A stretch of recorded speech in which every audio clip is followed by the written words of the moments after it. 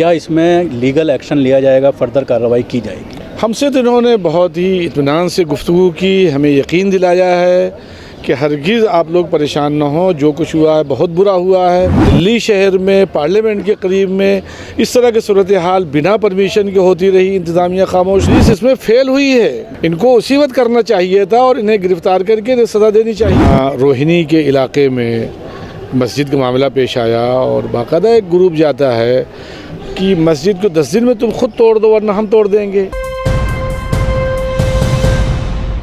जंतर मंतर पर एक video shoot किया गया, एक धरना प्रदर्शन किया गया। हिंदूवादी संगठन यहाँ पर पहुँचे और जिस तरह के नारे लगाए गए वो मैं अपनी ज़बान से अदा भी नहीं कर सकता। इस मामले को लेकर मुसलमानों में काफ़ी नाराज़गी है। अति संवेदनशील इलाका है, पार्लियामेंट से आधा किलोमीटर की दूरी पर है और काफ़ी सुरक्षा बल यहाँ पर तैनात रहता है। इस टाइम जिस तरह से किसान संसद भी चल रही है उसकी वजह से पूरा इलाका बैरिकेड से कवर कर रखा है और सैकड़ों की संख्या में सुरक्षा बल यहाँ पर लगाया गया है। लेकिन उसके बावजूद यहाँ पर हंगामा चलता रहा, कानून की धज्जियाँ उड़ाई जाती रहीं पार्लियामेंट के बिल्कुल करीब। उसके बावजूद ये पूरा घटना घटी। इस पूरे मामले पर जमीयत उलमा हिंद के जनरल सेक्रेटरी मौलाना हकीमुद्दीन कासमी साहब ने अभी जो न्यू दिल्ली रेंज के जॉइंट कमिश्नर हैं और डीसीपी हैं नई दिल्ली डिस्ट्रिक्ट के, उनसे मुलाकात की है और इस पूरे मामले में कानूनी कार्रवाई करने की बात इनके ज़रिए कही गई है। हम उनसे बात करेंगे। मौलाना, किस तरह की मांग की गई है और क्या बातचीत आपकी आला अधिकारियों के साथ हुई? आज जमीयत उलमा हिंद के सदर मोहतरम हज़रत मौलाना महमूद मदनी साहब की तरफ से जमीयत उलमा का एक वफ़द होम मिनिस्टर साहब के यहाँ इसी सिलसिले के एक लेटर दिया है और जसपाल सिंह साहब जो जॉइंट कमिश्नर हैं उनसे और डीसीपी साहब से, उसमें हम ख़त आपको पेश कर देते हैं, आप उसे देख लें। हमारे वफ़द में मौलाना अज़ीमुल्लाह साहब और हाजी मुबश्शिर साहब, हम तीनों लोगों ने आकर के यहीं चूँकि तय हुआ था मुलाकात, इनसे मुलाकात की गई और होम मिनिस्टर साहब के यहाँ भी, कमिश्नर साहब के यहाँ भी इसकी एक कापी भेज रहे हैं, वो जा चुकी है। सुनने में ये आ रहा है कि एक मामला इसमें दर्ज किया गया है पुलिस के ज़रिए, तो पुलिस के अधिकारियों ने क्या आश्वासन किया है आपसे? क्या इसमें लीगल एक्शन लिया जाएगा, फर्दर कार्रवाई की जाएगी? हमसे तो इन्होंने बहुत ही इत्मीनान से गुफ्तगू की, हमें यकीन दिलाया है कि हरगिज़ आप लोग परेशान न हो। जो कुछ हुआ है बहुत बुरा हुआ है। हमने उनसे कहा कि मुल्क के लिए एक बहुत बड़ा बदनुमा दाग है।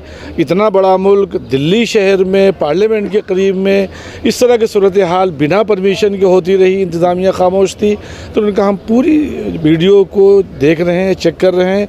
आज के बाद कल से बाज़ाब्ता उस पर कार्रवाई शुरू होगी। ये हमें जॉइंट कमिश्नर साहब ने यकीन दहानी कराई और डीसीपी साहब ने भी। मोदी साहब, देखने में ये आ रहा है कि माहौल ख़राब करने की कोशिश की जा रही है। ऐसा लगता है कि उत्तर प्रदेश इलेक्शन की तैयारी है। द्वारका में आपने देखा किस तरह से हंगामा हुआ, वहाँ भी केस दर्ज किया गया है, हालांकि अभी तक किसी को गिरफ्तार नहीं किया गया है।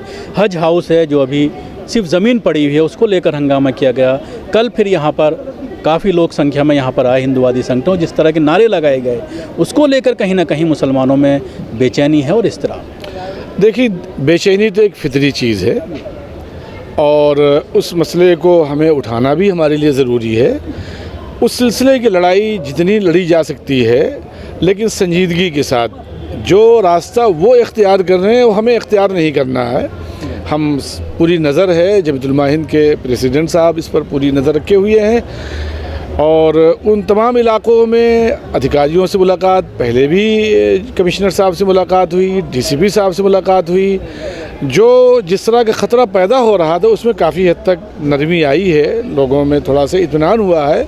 अभी भी हम लोग होम मिनिस्टर साहब के यहाँ लेटर दे के आ रहे हैं और वक्त निकाल करके आगे इंशाअल्लाह इस पर और भी बात की जाएगी। देखने में आता है कि इस तरह की कोई बात जैसे फसादात हुए तो उसमें जिस तरह से दर्जनों मुसलमानों के ऊपर UAPA लगाया गया, लेकिन इस तरह की कार्रवाई इसमें जैसे अभी वहाँ की बात करते हैं द्वारका की, तो द्वारका में महज इस चीज़ का मामला दर्ज किया गया है कि कोविड गाइडलाइंस का उल्लंघन किया गया है, लेकिन जिस तरह के नारे लगाए गए हैं उसमें और बहुत सारी धाराएँ बनती हैं। देखिए, धाराएँ लगानी भी हैं और बन भी रही, इनको लगाना भी चाहिए, लेकिन सूरत हाल तो आपके सामने है ना।